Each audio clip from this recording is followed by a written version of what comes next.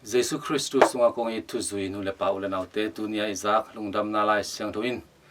maku gel sung pan hiya alien som maneu som na thumpan som na guk dong hi to so bang kimu hiam tile to pa Jesus pasan thulung tang ko ina nalam dang te tambi bolin na sepsul bol te semin atol mama hangin ama kya nga mi pol khatte na pang no te pai pi a to na pang no te pai tak chiang nung zui pi te na to pa Jesus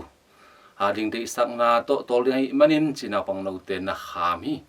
to ba kham tak chiang in to pa Jesus na kham ke un amau te ki kyang pai sakin bayam chila amau te gamin pasien gam hi hina pang no khat bangin manung gam asang lo te manung gam tung the lo di hi china thu na pian na genin na pang no te pai sakin thupa pian amau te lutunga akhur angahi china te mu the hi to amen ni na pang no te ei tun ta na sunga mi pol khat ten thu sim lo ade de kin hintek bangko sunga zong u te pa te na sepsel bol na ten tun khasung ton tung gimin tolin om ta chiangin ta te ide na ta te theinop na te lung duai na ngai zo loin gen zo loin om in kwan mi pokat te zong ki om the hi to pa ji suin zong amanun tang na sunga nisimin pai koi koin mun tuam tuama pasan hutang kowin michina tedam sagin alam tang tampi bolina agim mama tol mama hang ama kyang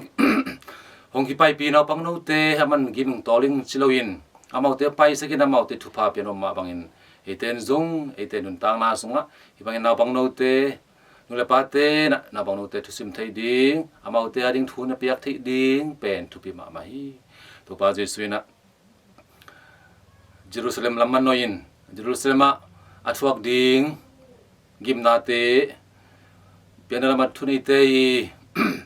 murana te thuakin singlam te pokna ding te thein lunggim ma te sele ibang na pang no te makyang pai bitak chiangin na pang no te na kham sakloin ama kyang pai ding ama main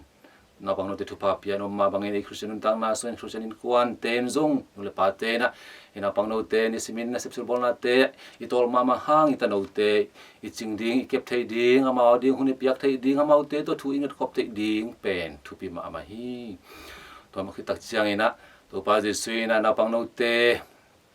bangina pasien thu lungdam na thu pasien gam vandu gam nuam isan kele vandu gam kilo thelo ding hi china na gen lew hi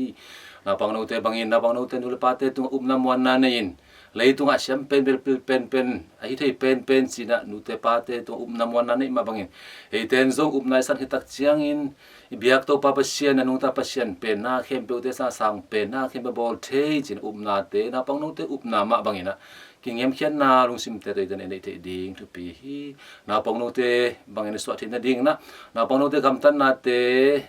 hiton na te sal na te hilo zoin na pang no te ma bangin ula pate to upna mon na anei na pang no te so thin na ding in te na to nu maria ta te so thi masak ding tu pi hi to nu marian zong nun tang na sunga pasian nu din munanga hangin kilian sak ki hisak ki phasak lo in akima pama mi te midang te kisam na te mu in enin apan pi akiniam khian mama nalama piching mama ito nu maria hi to me eten zong to nu maria ma bangin eten sep na te ba tai na aumin na golzon na te ni hangina ki phasang na klet sang na te loin pasian mai kiniam khiadin ikina pama midang te akisam mi te tunga happy na te apan pizo huna te pizo te swa ding to bang swa na ina to nu maria gam tan na banga azui te hi manin e te pen na pang no te ma bangena kimel pama mi te tunga hupna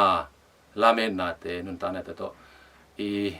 lakzo ding pen tu pi ma ma hi to amen tu ni na e te na pang no te ita te tu te ya ding na hun pe zawin amau te